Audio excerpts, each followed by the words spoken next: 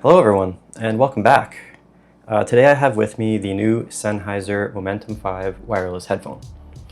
And while it may look familiar at first glance, this is actually a much more meaningful upgrade than this design suggests.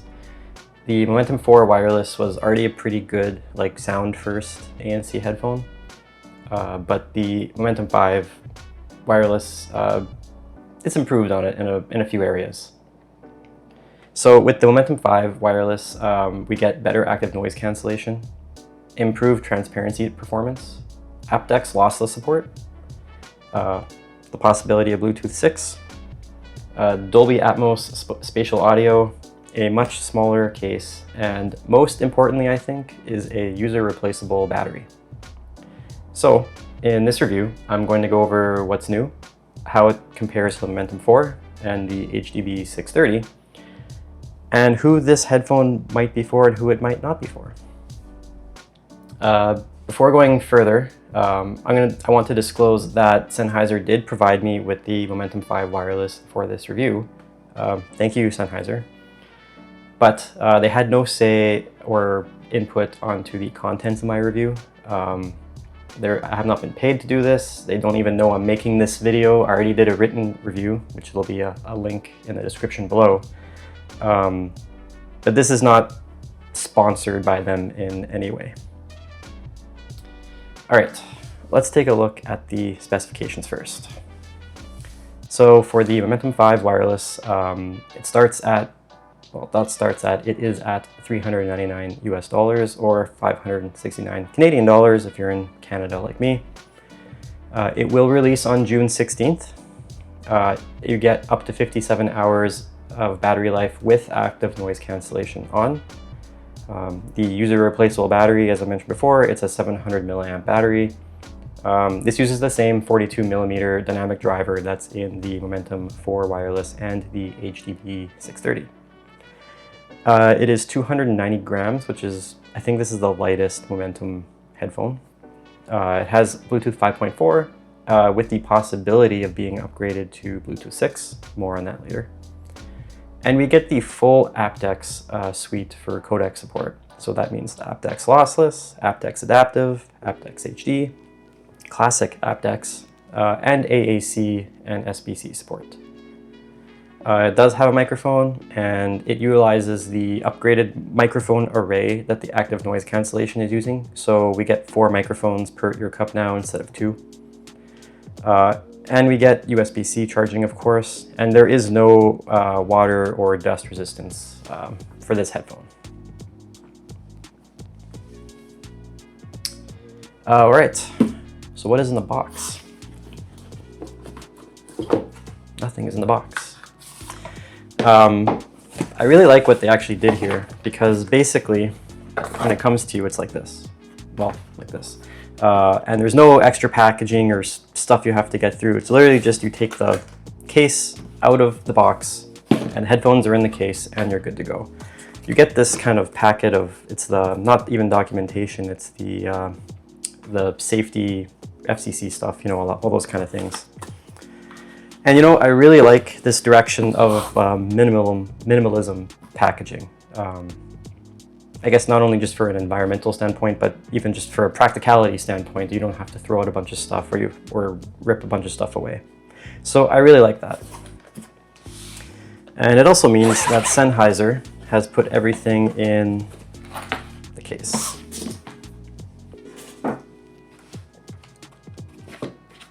So basically this is how it comes to you. This is the quick start guide. There is no larger manual that comes with it. I think it's online to download if you need it, but you get the quick start guide. You get a USB-C to USB-C cable, a 2.5 millimeter to 3.5 millimeter aux cable, and that's it. They used to include an airplane adapter, like with the MOMENTUM 4s, but I guess it's been a while since I've been on a plane that didn't have just a single aux cable, so I guess that's going away, and if you do need one, you can find one somewhere.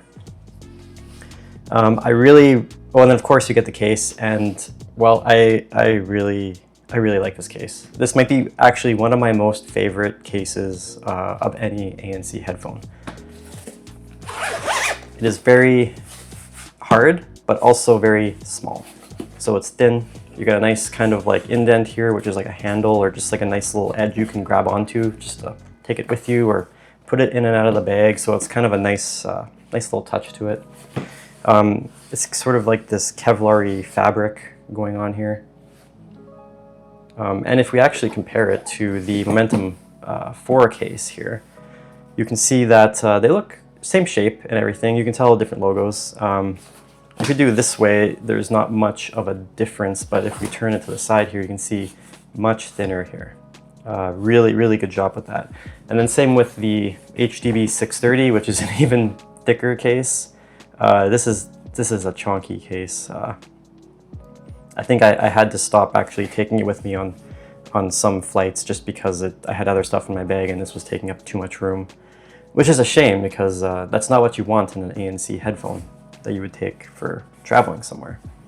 So Sennheiser did a really good job with this case.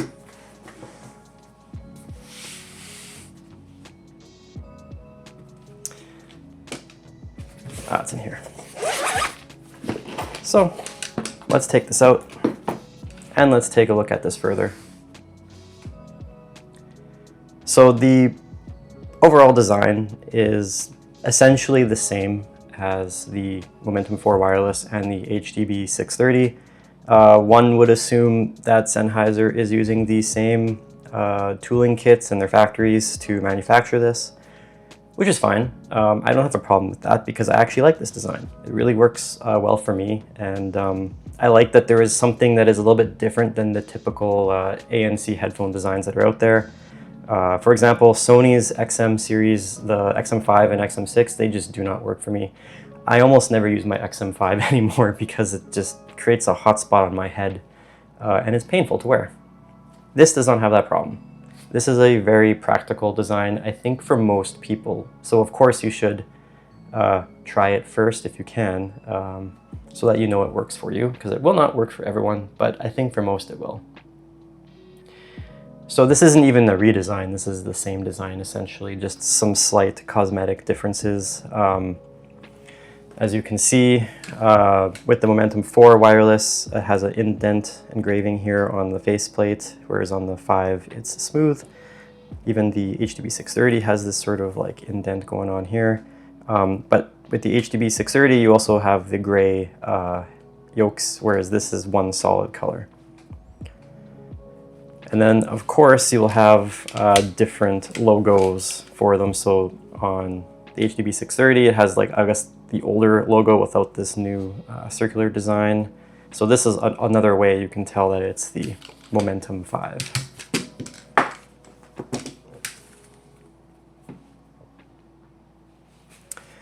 Well, and of course, that's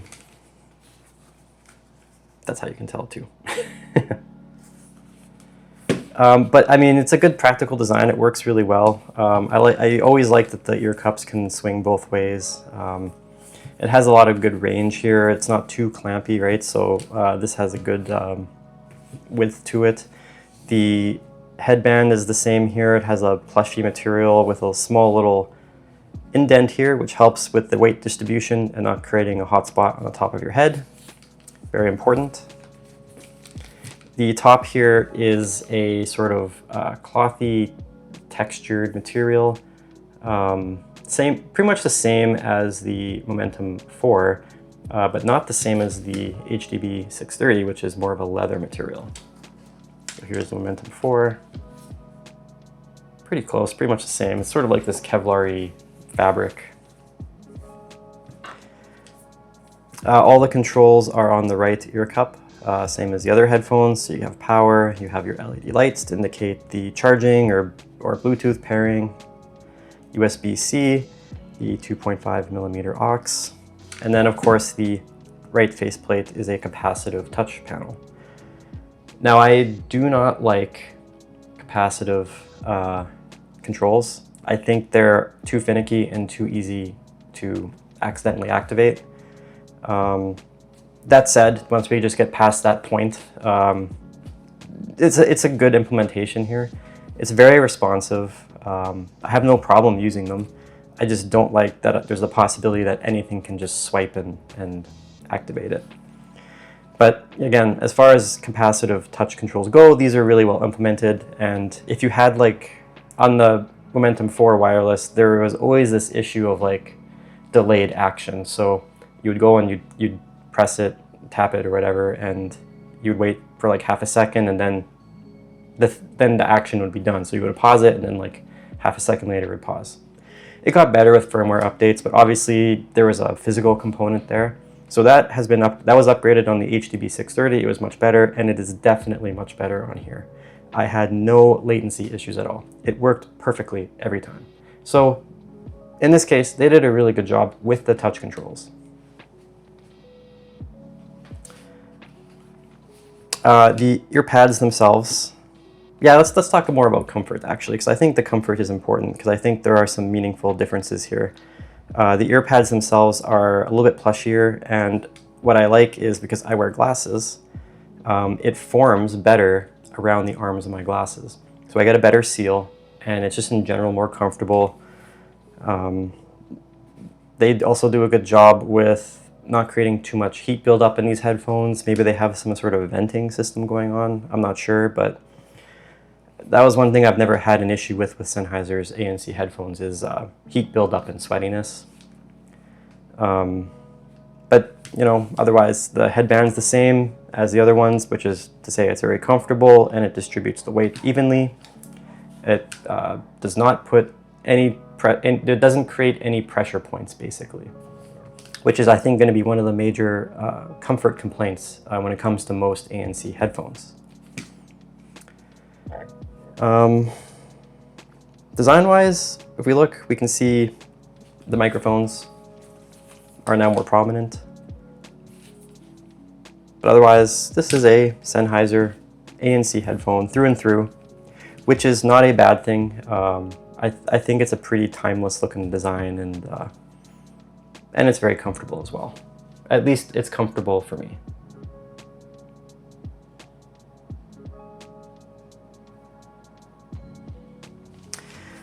So one of the things that Sennheiser says was upgraded on here compared to both the Momentum 4 wireless and the HDB 630 is active noise cancellation and transparency performance.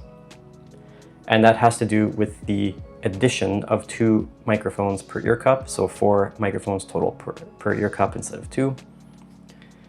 And you know, that actually does translate into a pretty big difference, to be honest with you. Now, Sennheiser worded it very interestingly, I think. They said that it has improved performance in mid-centric sounds, so voices and clanging of dishes and stuff like that in coffee shops. General chatter like that. I think overall it is an improvement, like across the whole soundscape, all sounds. This is an improvement. Definitely, the mid-centric sounds are improved. So when I took this to a coffee shop near where I live, it was the voices were toned down in such a way that they were more like the kind of a backdrop as opposed to peeking through sometimes, which was an issue on the Momentum 4 and the HDB 630. And so I think they actually did a good job with that, and it's not going to be the best noise cancellation headphone that you can get. It's going to be the best Sennheiser noise cancellation headphone you can get. But in comparison to, say, like anything from Sony or Apple or Bose, it's not there yet, but it's good enough. This is actually good enough for most people, in my opinion. And I live in an apartment here where there's like construction sounds when I open the window and a lot of other ambient noise from the highway or the freeway that's like just next to me here. And when I put this on, those are muted. Even the train squealing from the train tracks near here that I can see, those are toned down and you can barely even hear it. So this, if you don't get caught up in the extreme details of noise cancellation differences between all the headphones and you're simply concerned about having something good enough, this is that.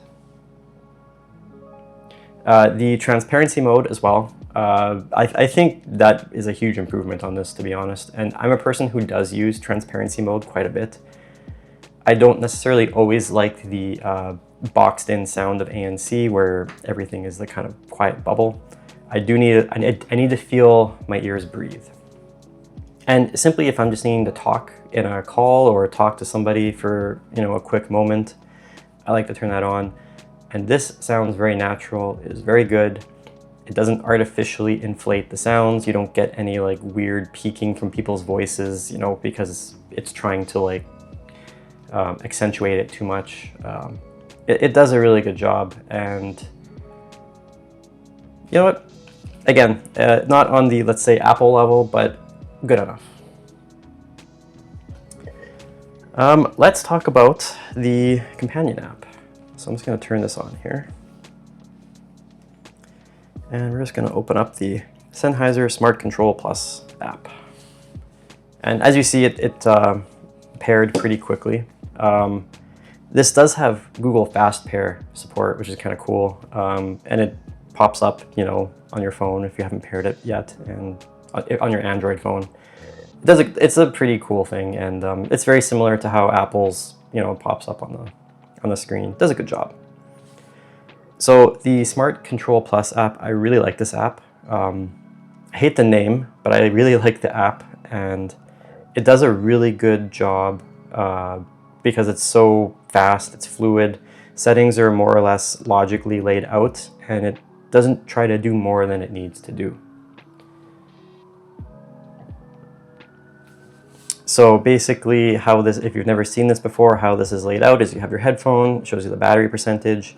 We have our connection management. We can turn on and off multi-point, the noise control stuff. So one thing I didn't talk about too much in my written review is the options for noise control.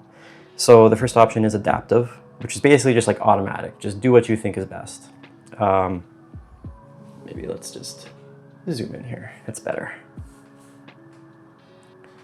And you know what? For most stuff, this is really good. And if you go custom, this is like the max ANC option. So if you want like the ANC, this is like ANC performance mode basically. And from here you can manually toggle on and off the anti-wind mode, which works actually phenomenally well. And then of course you can turn it off. On custom, you can slide this and slide it to transparency to enable transparency. And I would not use 100% transparency. It's a little bit too much for me.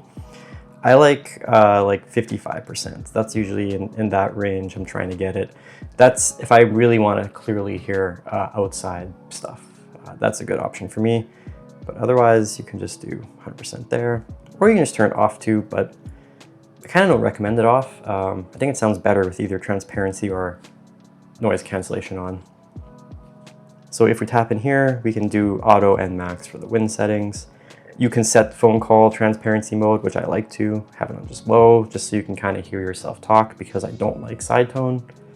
And I don't think this has side tone anyways. And then of course it pauses the audio when transparency mode is enabled, because the whole point is you want to hear stuff outside.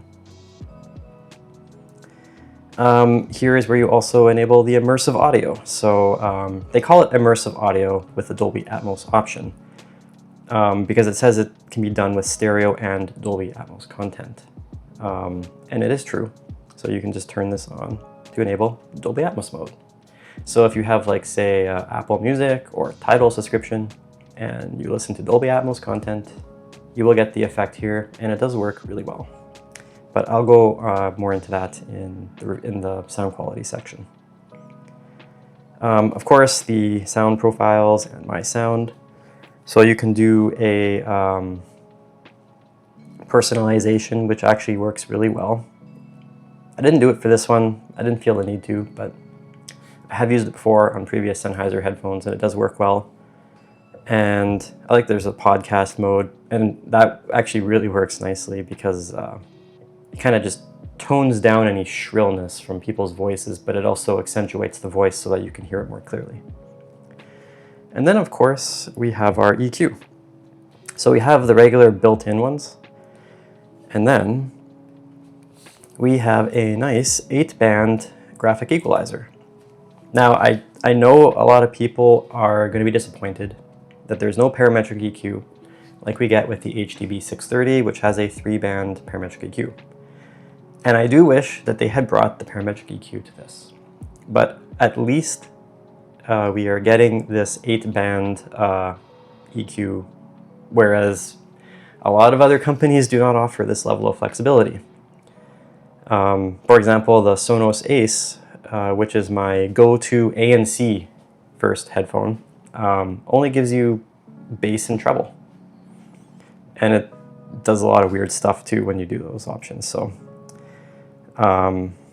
it works well. I like their implementation of this here. I like you can do this little bypass button so that you can like A/B test your sound settings pretty quickly with audio playing. I think they did a good job, but again, I would like to see parametric EQ brought here as well. Here you can just take a look at all the control options, which I appreciate. You cannot customize this, which kind of sucks because there's so many types of controls. Maybe you do want to customize it, but you can also turn it off. You can also, within the app, turn on and off different tiles, which I also appreciate because maybe you don't want or care about any of these. And if you go over into the settings here, well, what I really like what they have done is they have these audio priority things. So what I'm going to do, I'm just going to play some music. Turn that down just so it doesn't come through. And it shows you exactly what codec is being played or is being used in here. Now, it doesn't have that like codec audio chain that the HDB 630 has in the app, but this is pretty good. I think this is what most people would expect, and I think this is all most people actually need to see. You see all the available codecs, and you see which one is being currently used. And then here you get to select which ones you want enabled. So if you never want to use lossless, you can turn that off. Or if you don't want adaptive, you can turn that off. Although turning these on and off does require a restart. And then of course you get the other options like on head detection, which is you take it off and it pauses music. Oh no, that's the smart pause. On head is the, oh yeah, it also works as the smart pause, that's right. It's the holding calls and the power saving. So if you take this off and you don't use it for 15 minutes, it's going to power off to save battery, which is nice.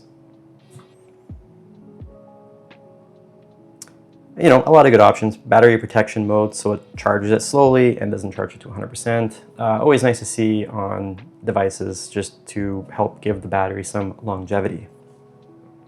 So I think they did a good job with the app, and I think the app has a lot of features. Bluetooth performance. So like I said, Bluetooth 5.4 with the entire AppDeck suite. And they added this note that they will update the Bluetooth to 6.0. So this is 6.0 ready. Now, they're very unwilling to specify what that means. Interestingly, nothing here should be dependent on Bluetooth 6. Bluetooth 6 more or less just gives you some under the hood options for performance and battery life and stability. Nothing really like user facing, I don't think. So for example, LC3 and Auracast support are not on here, nor are they on these headphones. And it's also not dependent on Bluetooth 6, but we don't have those options here, which is something I would have liked to see. I actually would have really liked to see LC3 support, just because I really like how minimal the latency is in that. And I guess that's going to lead to one of my biggest complaints about this headphone and all of these headphones actually, is there's no like dedicated low latency mode. And by that, I mean, for example, if we take a look at something that comes with the HDB 630, come on out, is this guy. This is the Sennheiser BTD700 Bluetooth dongle.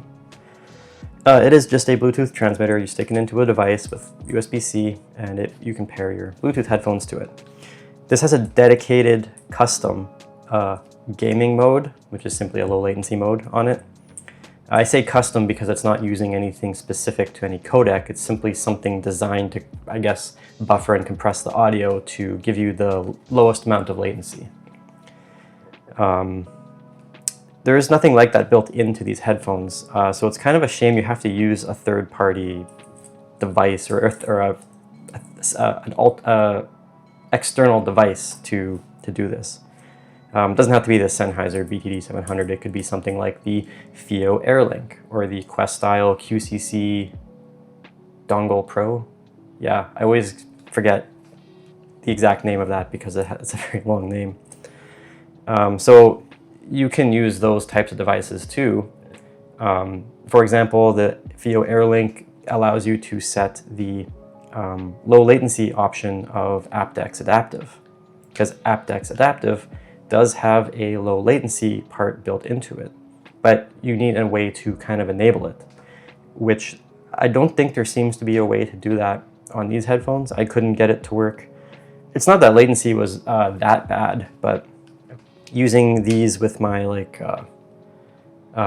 my Surface laptop, or even my my Galaxy Fold 7 here, which is using the aptX Classic codec, there still was a noticeable amount of latency, albeit small.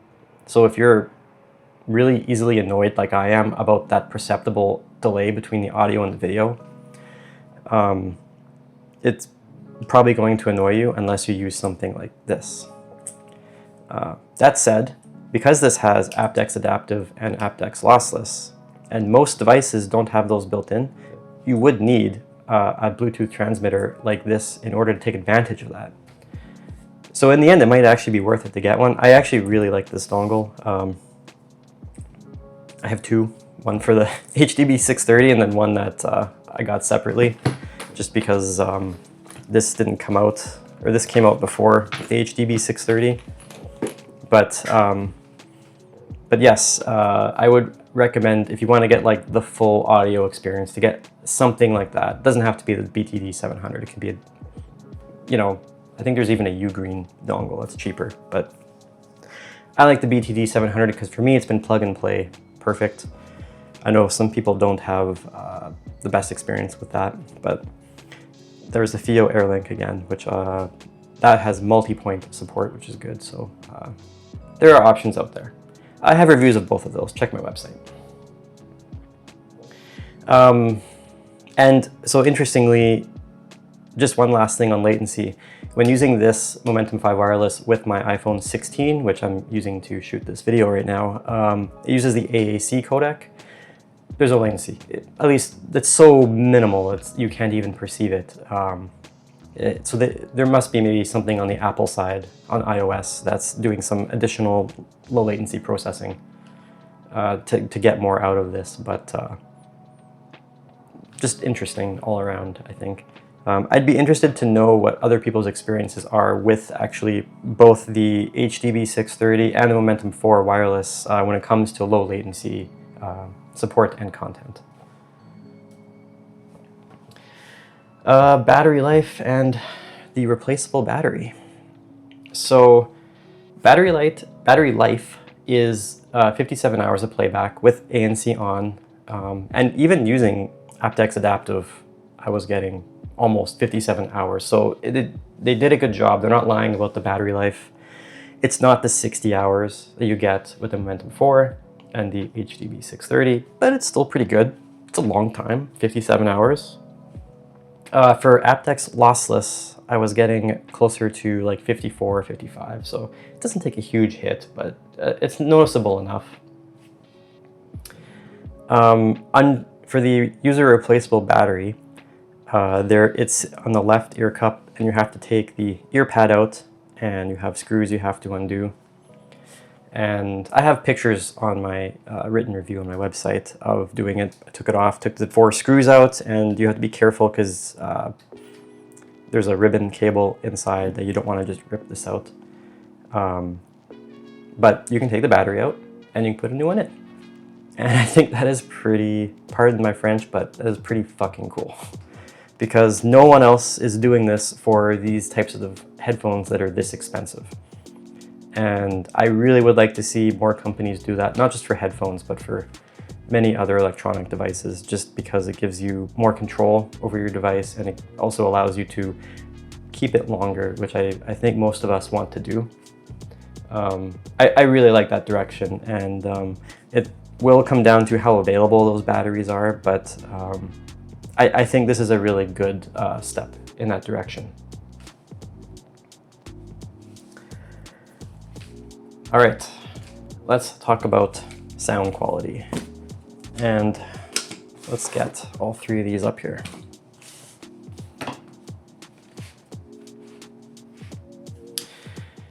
So sound quality is usually, when you're thinking about active noise cancellation headphones, most people are used to the typical V-shape sound, and it's not really any different here. You still kind of get that, but of course this is Sennheiser, so they don't necessarily follow what everyone else is doing. Even on the Momentum 4, I thought it sounded pretty good compared to a lot of competitors, especially when you're taking into account things like detail retrieval. Now, Sennheiser said that this is tuned closer to a HD 600 series. Kind of, but not really, to be honest. I think that's more marketing, let's be honest here. But so it doesn't sound like an HD 600, it doesn't. But, you know, it still has a nice sense of balance, you know, detail, warmth, and musicality. Which actually, out of my HD 600, that's kind of what I get from it too.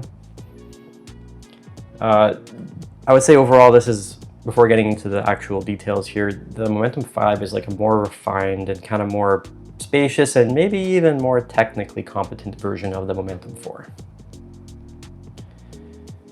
So if we first talk about the bass is interesting for the Momentum 5 wireless because there is still bass here.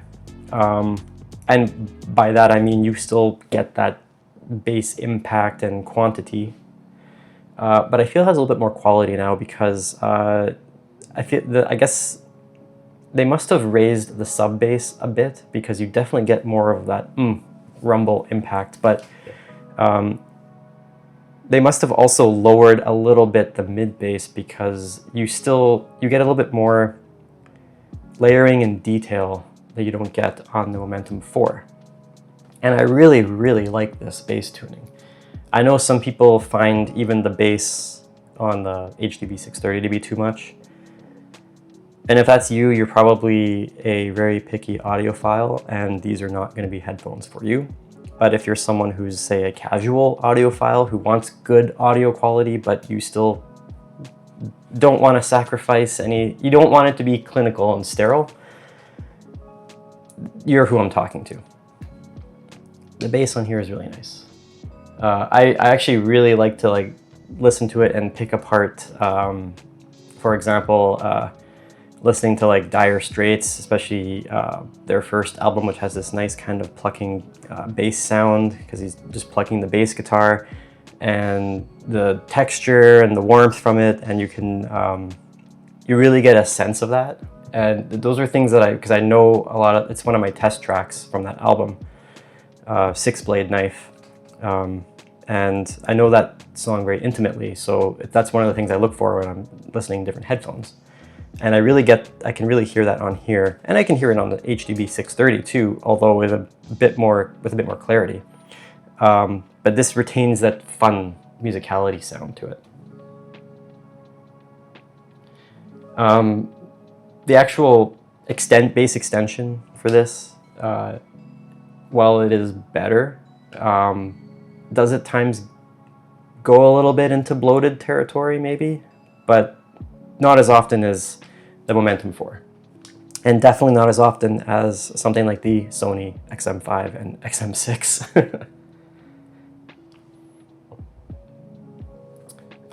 Mid-range. So the mid-range is actually very smooth and natural and a little bit warm. I really like the vocals. They have a good body and presence to them, especially the male vocals, deeper vocals, because the bass is helping fulfill that. Sound great.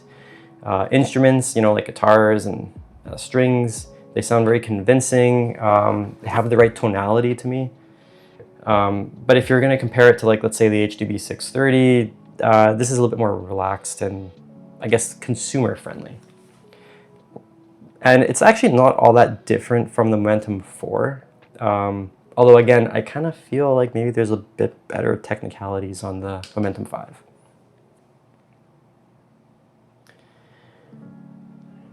The treble is very clean, it's very detailed, it is not harsh. So these are kind of fatigue-free, comfortable headphones. It was the same case on the Momentum 4s for me. Although on the Momentum 4s sometimes would get a little bit peaky at times in certain tracks. Didn't quite notice it as much on the Momentum 5, but still nicely detailed. Great to listen to for that. And interestingly, I think like the cohesiveness of the whole sound frequency response really, I think for me it's a very pleasing sound. And I could even do some critical listening with the Momentum 5 wireless, although I would save my real critical listening for when I'm using the HDB 630s. But basically this is an overall improvement over the Momentum 4 wireless to me. Because this uses the same drivers, the soundstage and imaging is all pretty similar across all three of these. Even though this has Dolby Atmos spatial support, it is mostly DSP related. So the way that they're able to create the effect is all built into the digital signal processing of the Momentum 5, which is why we don't, well, that's not why we have it on here and why we don't have it on the HDB 630 or the Momentum 4 is because they had additional sensors in here to do, well, the head tracking will come, but they have sensors for head tracking and apparently some other things to do with the chip that's in here to help with, to help actually process the 3D aspect of Dolby Atmos. I am not a Dolby Atmos sound audio listener. I like it for movies. I do not really care for it for music. When I did listen to it on here, it sounded good. I did like the effect. Specifically, I was listening to Steven Wilson's Harmony Codex, and I like that album a lot. And when I listened to it in Atmos, it is really interesting to hear the placement of different sounds. And I've already listened to the album in Atmos on soundbars and on several other different headphones like the AirPods Max and the Sonos Ace. And hearing it on here, you know what, it sounds great. It sounds good. Would I listen to it all the time like that? Probably not, but that's me. And if you like Dolby Atmos content, I think you'll be very happy with how it has been implemented on these headphones. So like I said, head tracking is not yet on here, and Sennheiser said they will add it in a future update.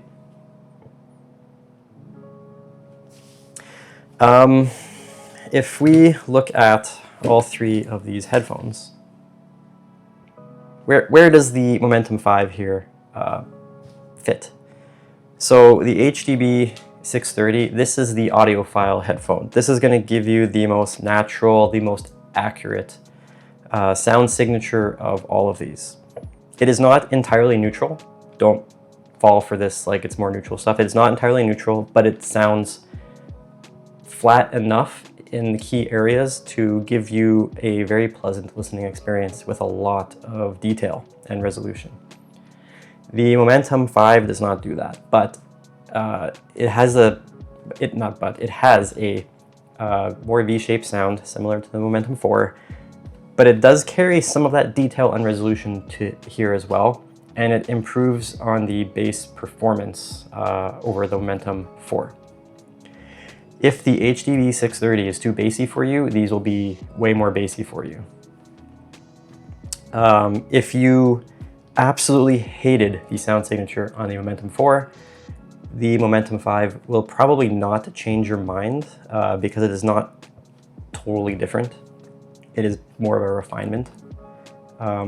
If you don't like the sound profile on various other ANC headphones, you will probably like the Momentum 5s.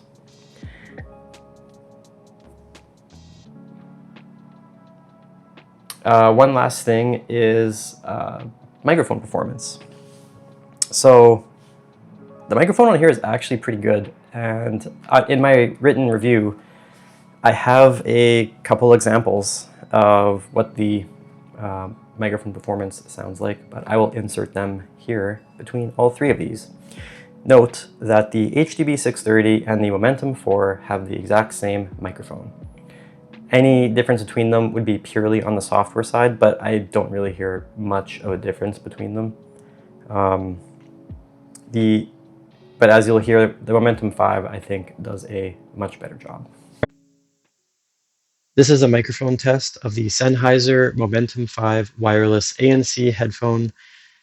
It is being recorded on my Samsung Galaxy Fold 7 using the recorder app connected with the aptX Classic codec. I am in a quiet environment in my apartment home office. This is a microphone test for the Sennheiser HDB 630 ANC headphone. It is being recorded on my Samsung Galaxy Fold 7 using the recorder app connected with the aptX Classic codec. I am in a quiet environment in an apartment home office. This is a microphone test using the Sennheiser Momentum 4 wireless ANC headphone. It is connected to my Samsung Galaxy Fold 7, and I'm using the recorder app to record this. It's connected with the aptX Classic codec, and I am in a apartment home office. All right, what do you guys think of those microphone sound tests? Personally, I think the Momentum 5 sounds pretty phenomenal, and all things considered, I actually would consider using it for, even Teams calls, daily calls, stuff like that. I think it does a pretty good job. It's pretty clear. I was testing it in some, it was really windy, so I went to the patio and tested it, and actually did a pretty good job with noise rejection of that. Don't expect miracles, but it does a good job. So that leads us to this, final thoughts. So this is the Momentum 5 wireless, and I feel this is a natural progression of the Momentum 4 wireless. The HDB 630 is always going to be its own thing and tend to be more for audiophiles. So don't expect that there's going to be a lot of crossover between the Momentum series and the HDB series. The Momentum 5 is aimed squarely at people who are the mainstream consumers who are going to consider, Bose and Sony and Apple for their active noise cancellation headphone needs. So I understand the intent and direction that Sennheiser is taking with this. I think they did a good job to balance that with trying to please some people who want a little bit more on the audiophile side, because I do think these sound detailed enough and fun enough to be a good all-around headphone to listen to, just even ignoring the Bluetooth, ANC, all that stuff. It just sounds actually pretty good by itself. And now with the improvement of active noise cancellation over both of the HDB 630 and the Momentum 4, I think this is going to be the headphone that most people are going to choose. If you're a casual audiophile, I would recommend to not get too caught up in the allure of the audiophileness of the HDB 630. It sounds really good, it really does. But you take it on a plane and you're a little bit disappointed if you've used other ANC headphones. At least personally, I'm a little bit disappointed in the performance of using it on a plane. The Momentum 5 wireless does a better job, and again, I think this is what most people will will or should consider. They sound fantastic. The battery life is pretty good, and you can have the added benefit of a replaceable battery. They're comfortable. Case is ridiculously small. Maybe the best part of this whole thing. And I think Sennheiser did actually a fantastic job. Now, the one thing I will say is I think that if you are going to buy this because of Dolby Atmos head tracking and because of Bluetooth 6, do not do that. Those are promises. And I do not like to take companies at their word. Don't buy into promises. Buy a product based on what it can do now. So if you are considering the Momentum 5 wireless for what it can do now, I can highly recommend it, not based on the future promises. So that about wraps it up. That is my review of the Momentum 5 wireless. I think it's really good, and you guys can let me know what you think or what you were expecting from the Momentum 5. Again, it goes on sale June 16th. And if you want to see pictures of the replaceable battery, check my review, linked in the description below. And as always, thank you for watching, and I'll see you in the next one.